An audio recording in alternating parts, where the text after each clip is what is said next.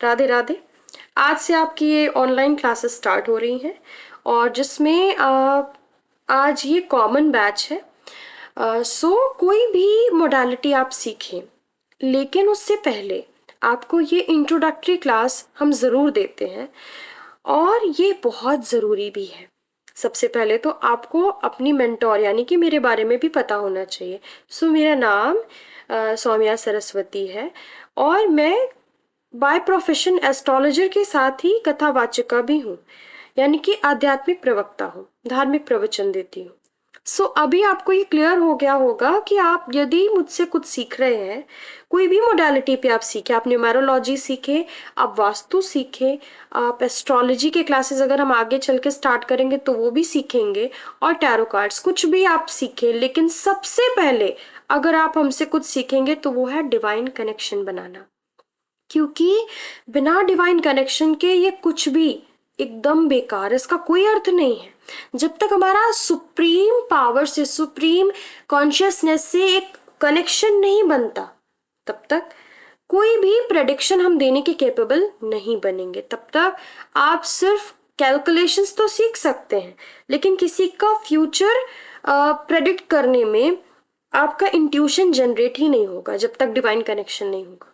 और divine connection के लिए सबसे पहले ईश्वर को जानना होगा। बहुत से लोग अपने आप को नास्तिक कहते हैं, लेकिन मैं सिर्फ इतना कहती हूँ कि अगर आपने ईश्वर को जाना नहीं है तो आपको ये कहने का अधिकार नहीं है कि मैं ईश्वर को मानता नहीं।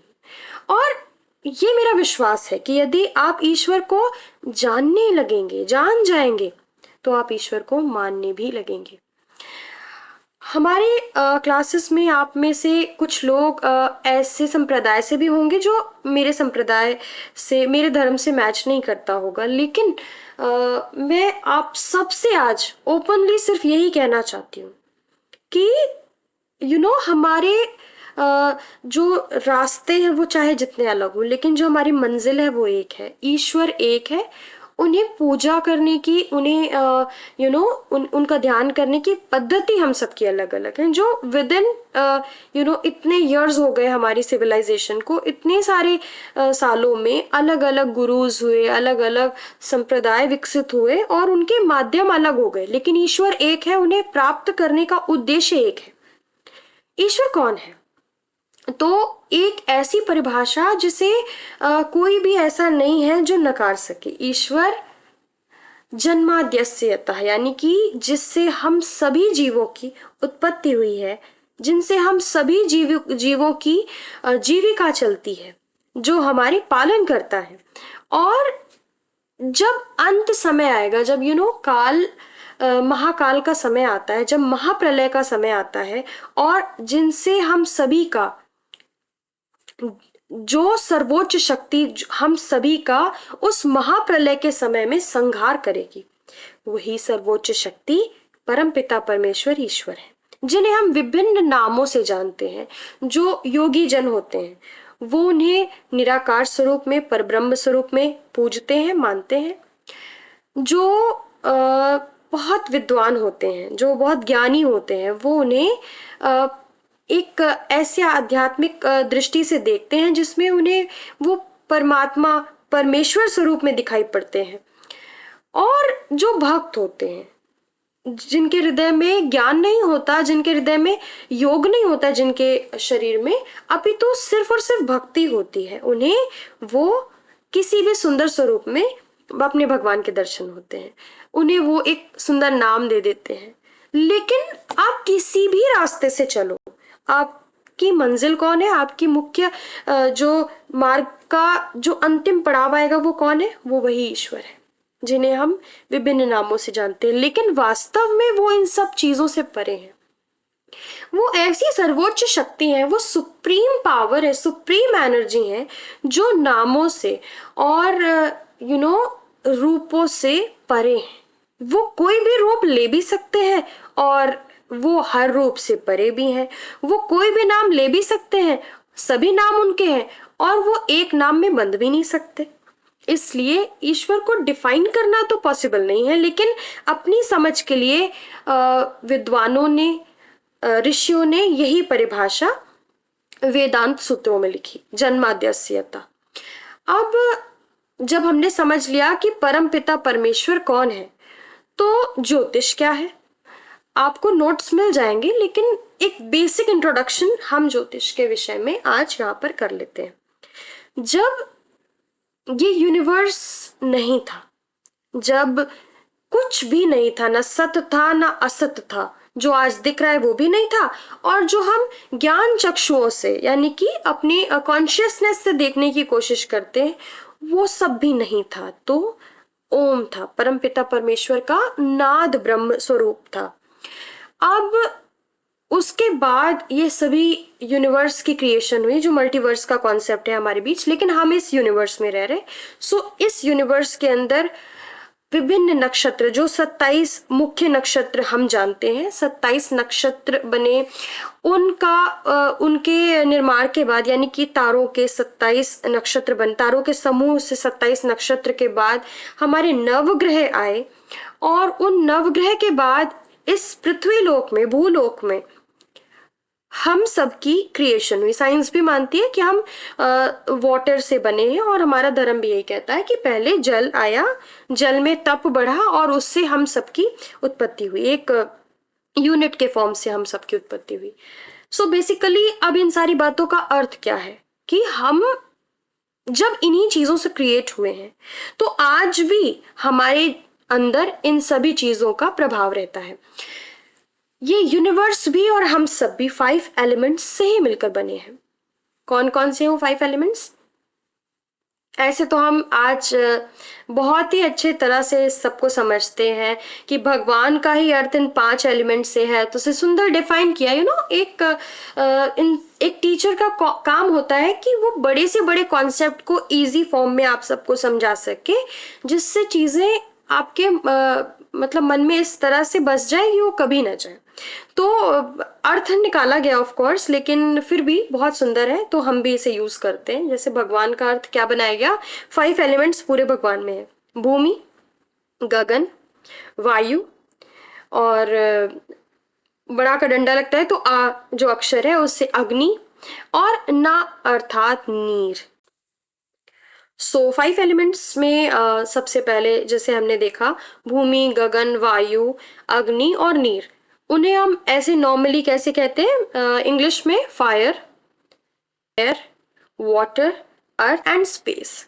स्पेस एलिमेंट बेसिकली यूनिवर्स वाला स्पेस तो है ही, ऐसे भी जहाँ पर कुछ नहीं होता, जो शून्य की अवस्था है वही स्पेस है, जिसे हम वास्तु में बहुत ही अच्छी तरीके से डिफाइन करते हैं, कैसे मेटल के बीच में स्पेस है। और अगर आप में से कुछ केमिस्ट्री के स्टूडेंट्स हैं तो आपको पता होगा वो इंटर स्पेस वाला सारा कॉन्सेप्ट ये स्पेस से ही है।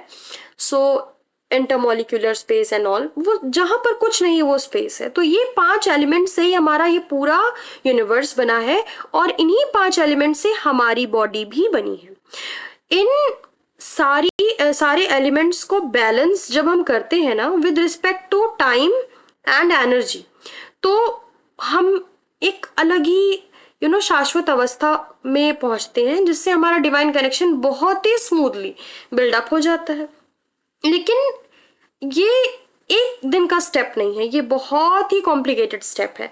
बेसिकली मैंने आपको सिर्फ ये इंट्रोडक्शन के रूप में दिया है, अभी हम उस अवस्था पे नहीं है कि हम उस लेवल का डिवाइन कनेक्शन स्थापित करें, जिसे शास्त्रों में तो मोक्ष कहा गया है। लेकिन अगर हम नॉर्मल लैंग्वेज में समझे कि हम ज्योतिष क्यों सीखते हैं, तो क्यों हमें उस कॉस्मिक रूट मैप्स, उस कॉस्मोस को डिकोड करके अपनी लाइफ को बेटर करना होता है, क्योंकि उसका इफेक्ट हम में हमेशा रहेगा। वो भी 5 एलिमेंट से मिलकर बना है और हम भी 5 एलिमेंट से मिलकर बने हैं। इसके साथ ही जब हम जन्म लेते हैं उस समय, उस काल में, और क्योंकि हम एक शरीर धारण कर रहे हैं, तो हमारा शरीर उन 5 एलिमेंट से मिलकर बन गया जो डायरेक्टली कॉस्मोस से जुड़े हैं। और साथ ही हम जो चेतना है हमारे अंदर, वो फॉर्म ऑफ एनर्जी है, जैसे कहा जाता है कि वो परमपिता परमेश्वर सुप्रीम एनर्जी, और हम सब उन्हीं का अंश है, हम जीवात्मा है। तो वो एनर्जी जो हमारे अंदर है, जो प्राण के रूप में हमारे अंदर हमारी नाड़ियों में बह रही होगी। ये सब जब एक साथ मिलते हैं, जब हमारा जन्म होता है उस समय, तो इसी कारण से हमारे जीवन में, संपूर्ण जीवन में नक्षत्रों का, ग्रहों का प्रभाव रहता है। अब इन्हें समझे कैसे, तो उसी के लिए ये वेदांग, जो 6 वेदांग है, उन्हीं में से एक ज्योतिष है, जिसे वेदों की आंख भी कहा गया है। वेद कोई एक पुरुष ऐसे नहीं है, लेकिन उन्हें समझने के लिए, इजी लैंग्वेज में समझने के लिए एक पुरुष की परिकल्पना करी गई है, जिसमें आंख ज्योतिष को माना गया है। क्योंकि आंख एक बहुत इंपॉर्टेंट सेंस ऑर्गन है, जिससे हम इस दुनिया को देखते हैं, हम सब कुछ समझते हैं। और ज्योतिष इसी प्रकार से है कि हम ईश्वर को देखें, ईश्वर की रोशनी को देखें, और ये शक्ति हमें ये वेदांग ज्योतिष देता है। ज्योतिष के बहुत से फॉर्म्स हैं। अब हम तो इस कोर्स में टैरो के बारे में सीखने जा रहे हैं, लेकिन अगर हमें डिवाइन कनेक्शन ही नहीं बनाना आएगा, तो ये समझ लीजिए कि कार्ड्स का सिर्फ रट्टा तो आप लगा लोगे, लेकिन उसकी प्रेडिक्शन सही नहीं आएगी। क्योंकि ये कैसे पता चलेगा कि इस टाइम पर इस पर्सन की एनर्जी के अकॉर्डिंग हम सही कार्ड निकालें? ये तो हमारा इंट्यूशन जब जनरेट होगा, जब इंट्यूशन हमारा स्ट्रांग होगा, तभी हम सही कार्ड निकाल पाएंगे, जिससे सामने वाले की एनर्जी पूरी तरीके से मैच करे और सही प्रेडिक्शंस आए। इसलिए डिवाइन कनेक्शन बहुत इंपॉर्टेंट है। और आप इतना समझ लीजिए कि आप ईश्वर को यदि आज तक नहीं भी मान रहे थे, तो आज आप मुझे मेंटोर समझ के इतनी बात मान लीजिए कि सुप्रीम कॉन्शियसनेस, सुप्रीम एनर्जी, कोई तो अद्वितीय शक्ति है जो इस समस्त संसार को संचालित कर रही है, समस्त ब्रह्मांड को संचालित कर रही है, हम सबको भी चला रही है। उसके आगे तो हमें सरेंडर करना ही पड़ेगा। हम इस संसार में हर किसी के आगे सरेंडर करते हैं, लेकिन फिर भी हम पग पग पर परेशान होते हैं, स्टेप स्टेप पर हमें परेशानी का सामना करना पड़ता है। लेकिन अगर हम किसी के सामने सरेंडर न करें, लेकिन एकमात्र भगवान के सामने, सुप्रीम एनर्जी के सामने सरेंडर कर दें, उनके श्री चरणों में सब कुछ अर्पित कर दें कि हे ईश्वर, आपने ही हमें जन्म दिया है, हमारे जीवन में जो भी है वो आप ठीक करो, हमें सही रास्ते पे चलाओ, हमसे सुंदर कर्म कराओ और सुंदर कर्म का फल हमें मिले। तो आपके जीवन में सब कुछ बैलेंस हो जाएगा। एंड माइंड माय वर्ड्स, आपको किसी के आगे कभी सरेंडर नहीं करना पड़ेगा, आपको कभी परमपिता परमेश्वर झुकने नहीं देंगे। डिवाइन कनेक्शन बहुत इंपॉर्टेंट है, और उसके लिए डिवाइन सुप्रीम एनर्जी को समझना बहुत इंपॉर्टेंट है, उन पर विश्वास करना बहुत इंपॉर्टेंट है।